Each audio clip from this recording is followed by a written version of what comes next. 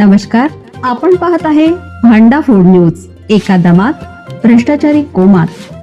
Social media, कर्जबाजारी, गुन्हेगारी, सट्टेबाजी, चोरी, मटका, जुगार, दारू, सावकारशाही, न्यायाच्या प्रतीक्षेत प्रशासन.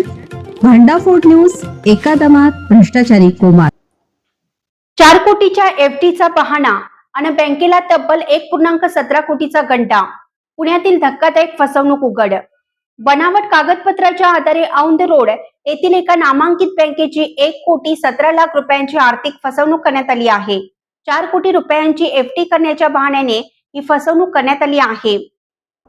या प्रकरणी चतुःशृंगी पोलीस ठाण्यात अज्ञात व्यक्तीविरोधात गुन्हा दाखल केला आहे.